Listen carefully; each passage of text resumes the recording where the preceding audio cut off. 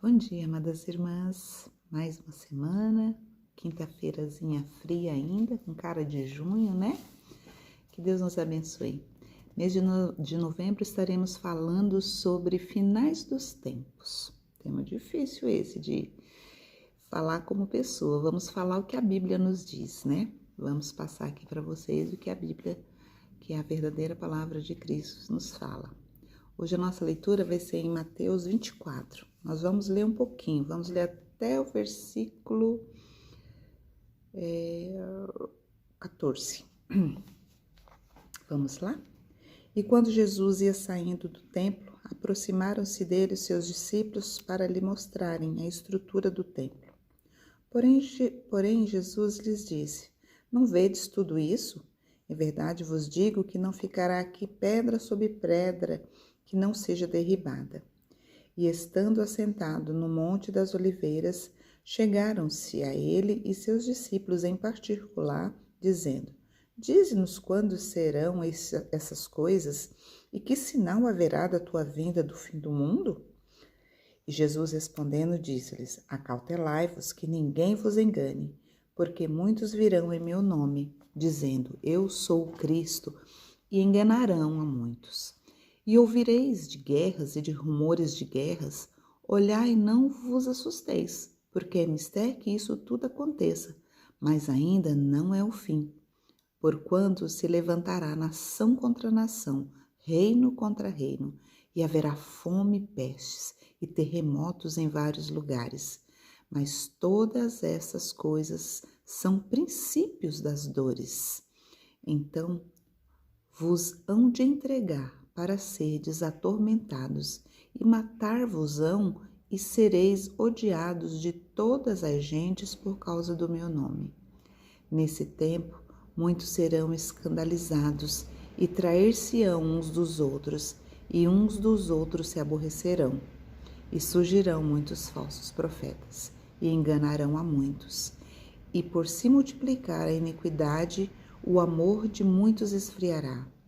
Mas aquele que perseverar até ao fim será salvo.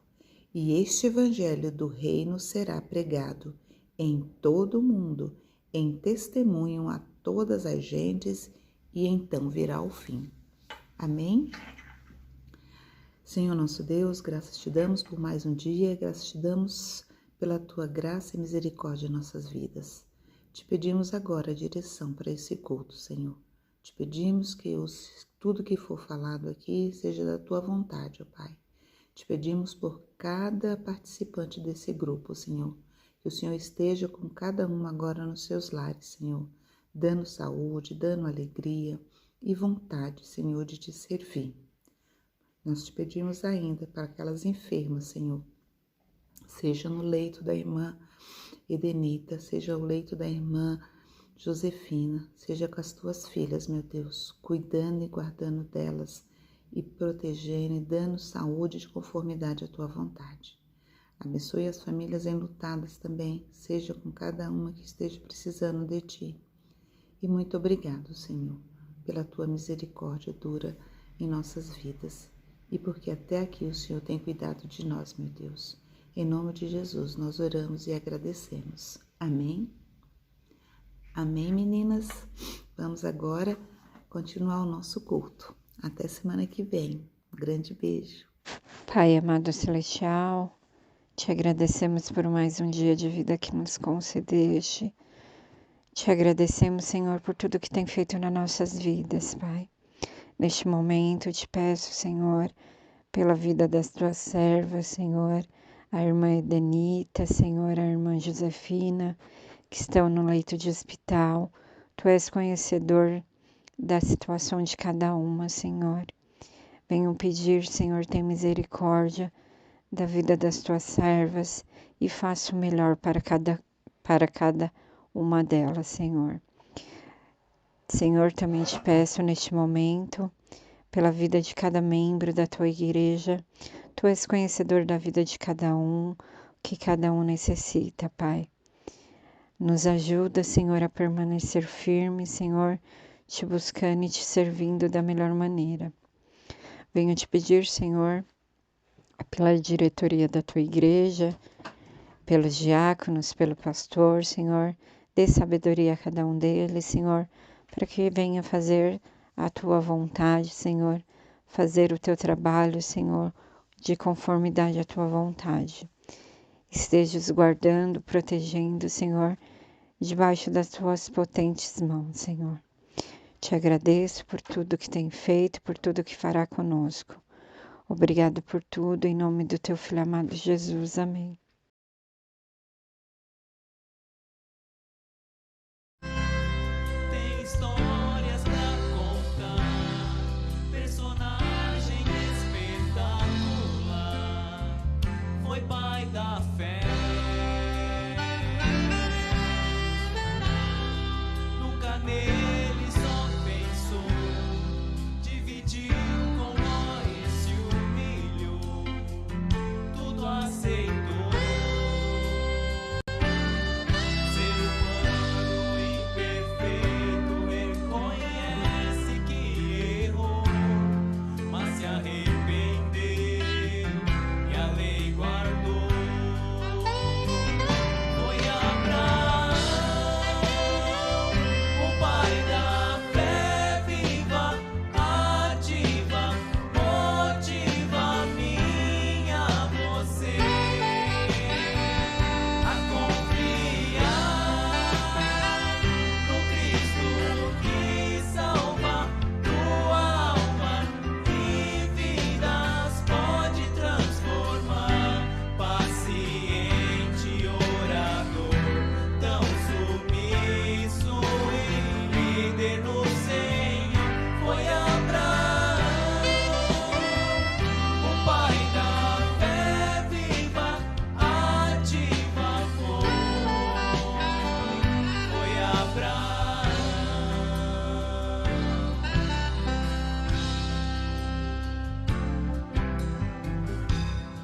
Sempre orou com a mulher, alegria quando o filho vier preencher o lar. Deus atende a oração no momento inesperado, então o filho vem. De repente o mesmo Deus lhe pede um filho que cresceu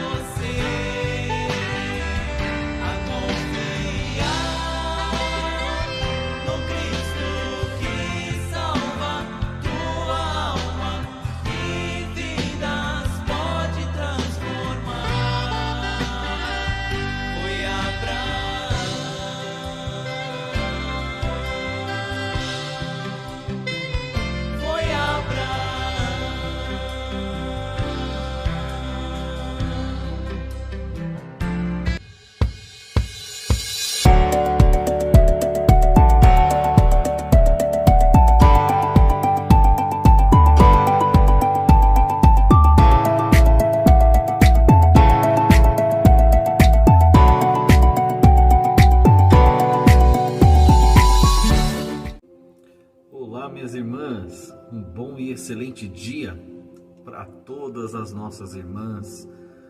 Mês de novembro chegou e nós agora com um novo tema, finais dos tempos.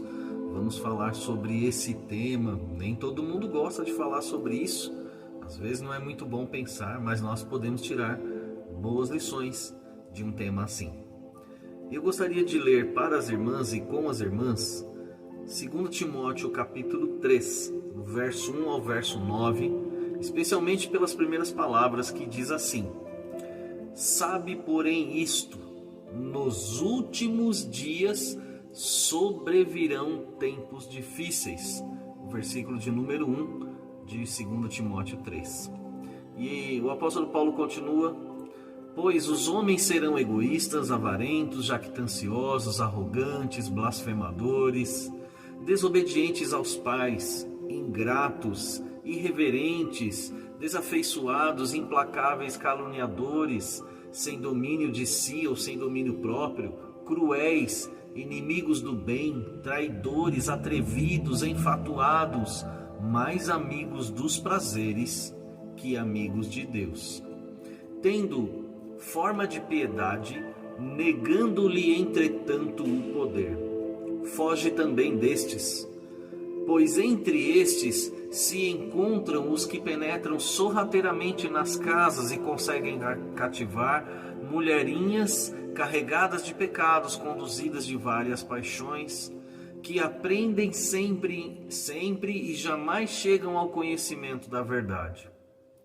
E do modo porque Janes e Jambres resistiram a Moisés, também estes resistem à verdade. São homens de todo corrompidos na mente, réprobos à fé. Eles, todavia, não irão avante, porque a sua insensatez será a todos evidente, como também aconteceu com a daqueles. Eu gostaria de pensar com as irmãs sobre a palavra tempo. Quando nós falamos finais dos tempos, né? Final já está claro, né? Mas o que quer dizer a palavra tempo na Bíblia? Há pelo menos 3 menções no grego sobre a palavra tempo. Eu vou descrever aqui apenas 2 para as irmãs, só dar uma ideia rápida, que a palavra cronos, da onde vem a palavra cronologia, ela mostra para nós o tempo mensurável, aquilo que pode ser medido. A palavra cronos, ela denota princípio e fim, um tempo que pode ser medido em horas, dias, meses, anos, segundos e assim por diante. A Bíblia também fala para nós sobre kairos ou kairos. É o tempo sagrado, é o tempo de Deus, é o tempo da administração da vontade de Deus através de vários acontecimentos num período específico ou num período indeterminado de tempo. Eclesiastes 3, 1 a 8 dá uma ideia sobre essa questão. Há tempo para todas as coisas. E que tempo é esse? É um tempo que nós não sabemos, é um tempo que nós não conseguimos medir, mas é um tempo que está dentro da vontade do Senhor. Meus irmãos, o que Paulo escreve para Timóteo, seu filho na fé? Ele vai falar para nós, desde o capítulo 2, de que o Evangelho ele deve ser considerado como algo maravilhoso, como algo abençoador. E é nessa visão do que o Evangelho vai fazer nos fins dos tempos e como o Evangelho deve ser tratado, é que nós vamos pegar essa menção de fim dos tempos, especialmente pelo versículo 1, conforme eu li, né? E aqui falar um pouquinho para as irmãs sobre isso. Sabe, porém, isto, que nos últimos dias, né? Nos escatos, ou seja, últimos, que vem da palavra escatologia, não há uma preocupação de Paulo aqui em falar sobre a escatologia, mas ele usa a palavra original aqui de escatos, ou seja, aquilo que vai acontecer por último na história. E o apóstolo Paulo ele fala: sobrevirão tempos difíceis, sobrevirão kairós difíceis, ou seja, vai acontecer coisas que serão coisas difíceis. O que vai acontecer no final dos tempos, que serão acontecimentos visíveis, né? Quais são esses acontecimentos? eu queria falar para as irmãs sobre pelo menos 2 marcas visíveis de acontecimentos que mostrarão que nós estamos vivendo o fim, ou ele já está bem próximo de nós. Esses dias difíceis que foram profetizados com 2 marcas distintas. A primeira marca, que Paulo ocupa aqui a maior parte do capítulo 3 para falar sobre isso, que é o homem sendo o centro de tudo. O homem como centro dos seus desejos e dos seus pecados. E o apóstolo Paulo vai dizer para nós, olha, esses tempos serão muito difíceis. Por quê? Porque os homens serão egocêntricos. Os homens serão realmente avarentos, serão aqueles que tentarão tomar vantagem em cima de tudo. As pessoas querem ter mais, querem ter vantagem, arrogância. Eles serão desobedientes, não importa o que eles vão fazer para conseguir as coisas. E o apóstolo Paulo dá uma série de requisitos. E ele fala também que há pessoas que demonstram ter uma forma de piedade, parecem ser cristãos, mas não o são. Ele vai dizer que essas pessoas, elas exteriormente mostram que são crentes, mas interiormente elas não têm nada de Deus. Por quê? Porque ele fala no versículo do número 5, tendo forma de piedade, negando-lhe entretanto o poder. Sabe aquele poder inerente que o Espírito Santo produz na vida de um cristão? Nos últimos tempos, esse poder ele não vai ser visto.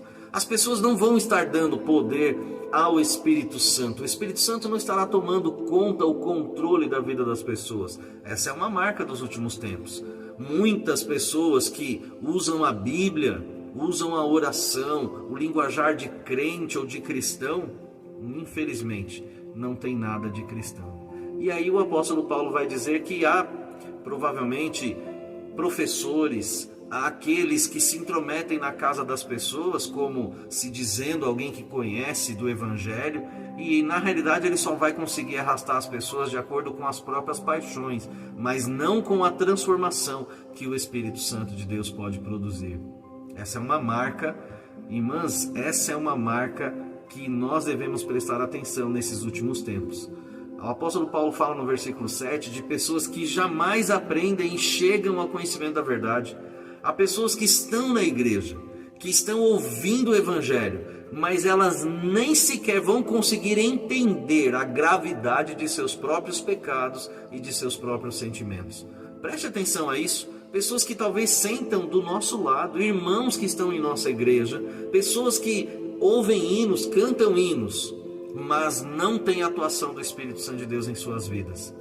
Essas pessoas, elas têm uma marca, que eu entendo também ser uma marca muito importante, que deve ser reconhecida nesse tempo. Qual é a marca? A marca da desobediência. Muitas pessoas estão sendo desobedientes, ou estão sendo também aquelas que afrontam as autoridades. E o apóstolo Paulo dá o exemplo de Janes e Jambres, que eram 2 mágicos egípcios que se opuseram a Moisés. Mas qual é a segunda marca então? Se a primeira é o homem como centro de tudo, e esse homem que chega até a desobediência, então a segunda marca seria a marca que a palavra de Deus, ela liberta, mas as pessoas, infelizmente, elas preferem dar ouvidos à mentira. A mentira, igual foi feito com os mágicos egípcios. A insensatez, como o apóstolo Paulo fala, a insensatez destes ficará evidente. Todo mundo vai ver, assim como aconteceu com Janes e Jambres. Qual é a questão que nós também devemos entender que será, de certa forma, uma bênção para nós nesse fim dos tempos? O apóstolo Paulo escreve para Timóteo, dando coragem a ele, dizendo: Timóteo, meu filho, saiba de uma coisa, o Evangelho é a verdade de Deus. E sendo o Evangelho a verdade de Deus, essa verdade vai prevalecer. Não importa a minha condição, a sua condição, não importam as pessoas, se elas serão ou não desobedientes, se elas serão tão gananciosas, tão pretensiosas. Assim como aconteceu com esses mágicos.